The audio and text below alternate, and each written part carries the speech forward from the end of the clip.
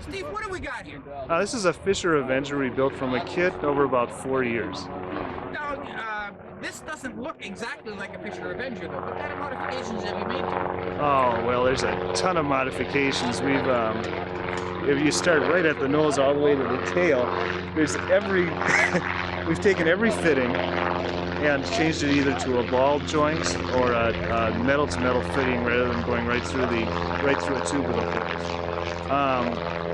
We have taken every surface that turns and put either a bronze bushing in it or ball bearing. The ailerons, for example, have ball bearings on the ends of them rather than just a Lexan block like Fisher had. Yeah, what else do we do? You can edit this. What are we powering it with? We're powering it with the Kike for Aeromarine engine. It's a snowmobile engine from, I assume, the late 70s that was made at Mercury Marine right down the road in Fond du Lac here. And we were able to get it new old stock from a snowmobile supply house for $300, and we converted it ourselves. You must be using a reduction drive on it, though, if it's a two-stroke engine. Right. It's got a Cuyuna reduction drive on it that we modified, we fit to the engine. So. Now, how did you just basically ordered a kit from Fisher then, initially? Right. We actually went to Fisher's factory and picked it up. Okay.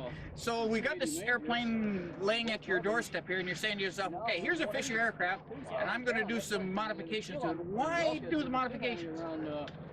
Because we had already built one of his airplanes, and it turned out just great, but we wanted to make one that was just a little more elegant.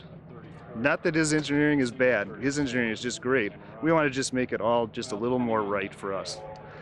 So, from that point, you've decided to make some changes to the aircraft. You've started the design changes. Right. What type of building times were entailed? I mean, the average Fisher is, 200 to 400 hours. With the kind of modifications you guys are talking, this must have been a lifelong work. We've got, from start to finish, we put 4 years and 7 months into it, till the first flight. It's probably at about 1,500 to 1,750 hours of time. Still married? The wife and kids are still there? She was happy because I was always in the basement. Okay, now you've got the airplane basically ready to fly. Then what type of coating, covering and stuff have you used? This is the Stitz, the old Stitz system with Stitz fabric. Very delightful to work with. It's great to spray. It sprays like lacquer. It's a great system. Now we've got the airplane ready to fly then. What kind of performance are we getting out of it? First of all, what kind of horsepower do you have? I assume it's somewhere between 35 and 38 horsepower. The engine was claimed to have 40 horsepower, but there's no way.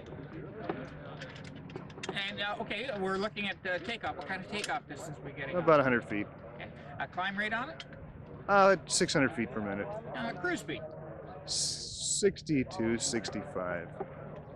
And stall speed? Stall speed, low 20s. We've got a partner in crime in this. Yep. He's hiding back here in the...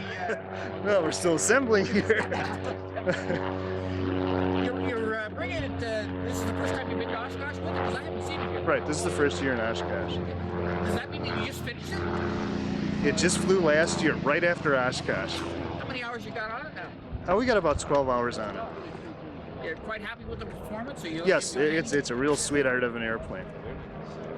If somebody wanted to get a hold of you to do some of the modifications that you've done to it, is there any way of getting a hold of you? Well, first, if they'll let them call out of the insane asylum, we'll let them. It's the name's Steve Kershaw at 1201 Shoreland Drive in Racine, Wisconsin. The phone number is 262-681-3226. Thank you very much for your time, Steve. You're welcome.